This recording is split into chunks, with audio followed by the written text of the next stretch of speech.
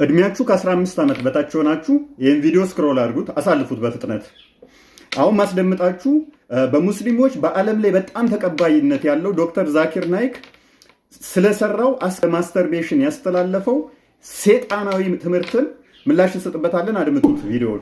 According to me, masturbation comes in the makruh category. Then masturbation is permitted. There is no sin. There is no punishment. You don't have to feel guilty. You have to masturbate. It is permitted. It is not a sin. There is no evidence anywhere in the Quran or Sahih Hadith which says that if you masturbate, you get a punishment. መልካም ቪዲዮውን እንደሰማችሁት ነው። ዶክተር ነው፣ እንደገና ደግሞ የሃይማኖት መምህር ነው። እንደሰማችሁት ማስተርቤሽን በሳይንሱ ተቀባይነት እንዳለው በሃይማኖትም ተቀባይነት እንዳለው አድርጎ አስተምሯል። ይህ ሴጣናዊ አስተምሮ ነው። በእርግጥ በእስልምና ማስተርቤሽን ሊፈቀድ ይችላል። በክርስትናው ግን ፈጽሞ እንዳታስቡት። ምክንያቱም ጌታችን መድኃኒታችን ኢየሱስ ክርስቶስ በማቴዎስ ወንጌል ምዕራፍ 5 ቁጥር 28 ላይ ወደ ሴት ያየ የተመኘ በልቡ ከዛ ሴት ጋር አመንዝሯል ይላል።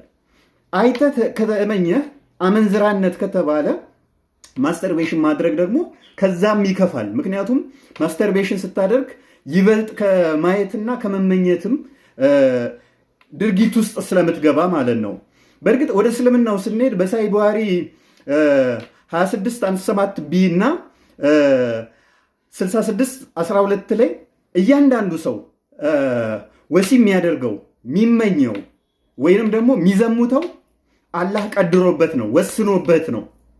ስለዚህ አለማድረግ አይችልም። እንደነገርኳችሁ በሳሂህ ቡኻሪ 6612 ላይም ሆነ 2657 ቢ ላይ የሚናገረው ማንኛውም ሰው ዝሙት እንዲሰራ ስለተወሰነበት፣ ዛሬ ለምሳሌ አንተ መሰራ ከሆነ ዝሙት አስቀድሞ ወስኖብህ ነው እንድሰራ፣ አንተ አለመስራት አትችልም ማለት ነው። ከዚህ ጋር በተያያዘ አንድ ታሪክ ልንገራችሁ። ሐዲሳቸው ላይ ሳሂህ ቡኻሪ 1439 ኤ ላይ አንዱ ወደ ሙሐመድ መጣ።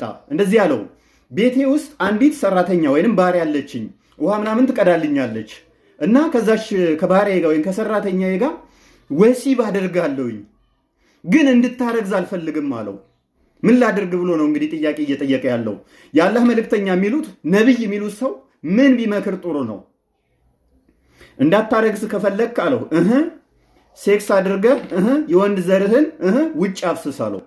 ግን አለው አላህ የወሰነው አይቀርም አለ። እሷ ላይ የወሰነው አላህ አይቀርም አለ። ምን ምክር ሰጠው? አስቀድሞ የወንድ ዘርህን ውጭ አፍስስ፣ አላህ እሷ ላይ የወሰነው ግን አይቀርም አለ። ከዛ የሰው እየሄደ ቆየ። ከጊዜ በኋላ መጣ። ቆይቶ ሲመጣ ምን አለ? አረገዘች እኮ አለው። አረገዘች እኮ ብለው አቤቱታ ሲያቀርብበት ምን ቢል ጥሩ ነው? መሐመድ አላህ የወሰነው አይቀርም ብዬህ አልነበረ? ነግሬህ አልነበረ አለ። አየህ፣ አላህ ከወሰነ እዚህ ላይ አሁን ውሳኔው ይሄ ሰውዬ ከሰራተኛው ጋር ዝሙት እንዲሰራ አላህ ከሆነ የወሰነው ዘሟች ያደረገው አላህ ይሆናል። እንዳትወልድ ደግሞ እንትን የሰጠው ደግሞ መሐመድ የወንድ ዘር ፍሬን ውጭ እያፈሰስክ ሰራተኛህን ወሲብ አድርጋት የሚለውም ይህም ዝሙት ነው በክርስትና ተትዳር ውጭ የሚደረግ ማለት ነው። ስለዚህ በእስልምናው እንደዚህ መላቅጡ የጠፋ ጭምልቅ ያለ ዝሙት ባህር ያለበት ነው። በእኛ ስንመጣ ዘሌዋውያን ምዕራፍ 11 ቁጥር 44 ላይ ምን ይላል? እግዚአብሔር እኔ ቅዱስ ነኝ፣ እኔ እግዚአብሔር ቅዱስ ነኝ ይላል። ስለዚህ እናንተም አካላችሁን ቀድሱት ይላል። አካላችሁን ቀድሱት። ስለዚህ አካላችንን ምን እንድናደርገው ይገባል? ልንቀድሰው ይገባል። ጴጥሮስን በአንደኛ መልእክቱ ምዕራፍ 1 ቁጥር 16 ላይ እግዚአብሔር ቅዱስ እንደሆነ እናንተም ቅዱስ ሁኑ ይላል። ከምንም በላይ ግን ሐዋርያው ቅዱስ ጳውሎስ በአንደኛ ቆሮንቶስ መልእክቱ ምዕራፍ 3 ቁጥር 16 ላይ በግልጽ እንደዚህ ይላል፣ እናንተ የእግዚአብሔር ቤተ መቅደስ ናችሁ ይላል። እናንተ የእግዚአብሔር ቤተ መቅደስ ናችሁ፣ የመንፈስ ቅዱስ ማደሪያ ናችሁ ይላል። እኔ እግዚአብሔር ቤተ መቅደስ ከሆንኩ የመንፈስ ቅዱስ ማደሪያ ከሆንኩኝ ቅዱስ ሊሆን ይገባል አይገባም? ስለዚህ ይላል ማንም ቅዱሱን አካሉን ቢያረክስ እግዚአብሔር ደግሞ ያፈርሰዋል እሱን ይላል። ስለዚህ እኔ ራሴን ላረክስ ላፈርስ አይገባኝም ማለት ነው። ለምን? የቅዱሱ መንፈስ ማደሪያ ስለሆንኩኝ በረከሰ ማንነት ላይ ቅዱሱ ሊያደርስ ስለማይችል ልንቀደስ ይገባል። ስለ ዝሙት ጠንቅ ፈንታ ባል አንድ ሚስት ያግባ፣ ሚስትም አንድ ባል ታግባ። ባል የገዛ ስጋ እንትኑ ስልጣኑ የማን ነው? የሚስት። ሚስትም አካሉ የማን ነው? ስልጣኑ የባል። ባል ለሚስቱ የሚገባውን ያድርግ፣ ሚስትም እንደዛ ለባሏ ይላል። ስለዚህ አስተሳስሯል። 4 ሴት አግባ የሚል ክርስትና የለም። በአንድ ሌሊት 9 ሴቶችን ወስብ የሚል ክርስትና የለም። ዚስ ማች ክርስትና ጥብቅ ነው በትዳር ላይ፣ ምክንያቱም ቅዱስ ነውና ትዳር።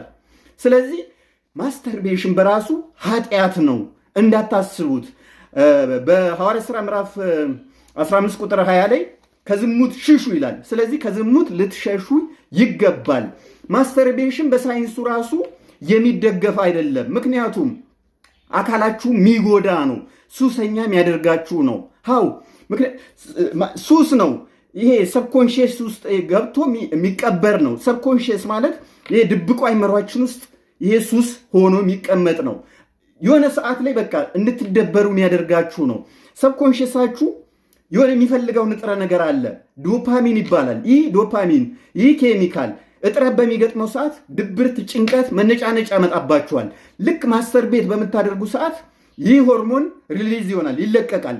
ዘና ትላላችሁ፣ የደስደስ ስሜት ይሰማችኋል። ተመልሶ ይሄ የዶፓሚን መጠን ሲያንስ ይደብራችኋል። ለምን? ቅዱስ ናችሁ እናንተ። ከዛ በኋላ ይህን ርክሰት ስታደርጉ ያ የቅዱሱ መንፈስ በእናንተ ውስጥ ያለው ምን ይሆናል?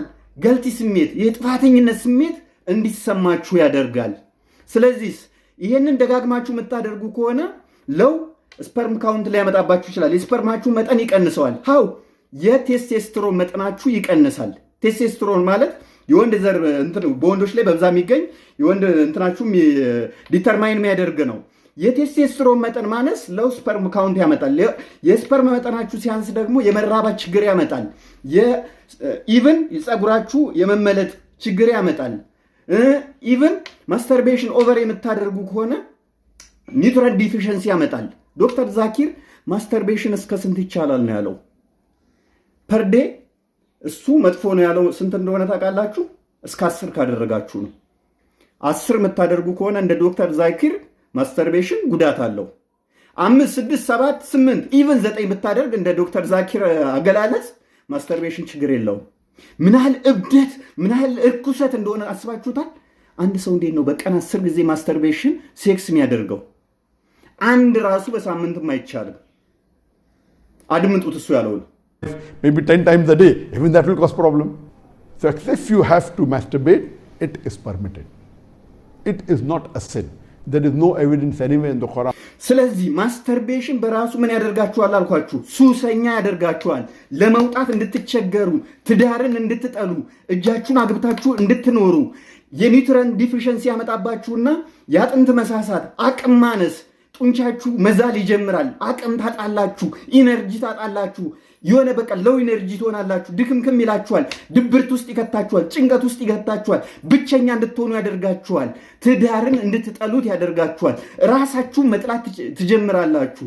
በቃ በብዙ ነገር እንድትገለሉ፣ ብቸኛ እንድትሆኑ ያደርጋችኋል። ከዚህ መንፈስ ከዚህ እርኩሰት ልትወጡ ይገባል። ይሄ በምንም በሳይንስም ሆነ በሃይማኖትም አይደገፍም፣ አይመከርም። ሰፊ ማብራሪያ ልሰጥበት እችላለሁ። ነገር ግን እሱ ላነሳው ምላሽ እንዲሆን ነው ሳይንሳዊ አድርጎ ስላቀረበው ማለት ነው። በፍጹም ሳይንሳዊ አይደለም። ማስተርቤሽን ማድረግ ጤናማነት አይደለም። የአይምሯችሁ የሆነ ሲቃወስ ነው እንደዚህ አይነት ሱስ ውስጥ የምትገቡት እንጂ ፍቅረኛ ያዙ፣ ትዳር ያዙ። ሐዋርያው ቅዱስ ጳውሎስ እንዳለው ስለ ዝሙት ጠንቅ ፈንታ ባል ሚስት ይኑረው እንዳለው በአንደኛ ቆሮንቶስ ምዕራፍ 7 ቁጥር 2 ላይ ትዳር ልትመሰርቱ ይገባል። ልጃችሁን አግብታችሁ መኖር የለባችሁም። ይሄ እርኩሰት ነውና ከሳይንስ አንጻርም በሰፊው በሌላ ጊዜ አብራራላችኋለሁ። አመሰግናለሁ።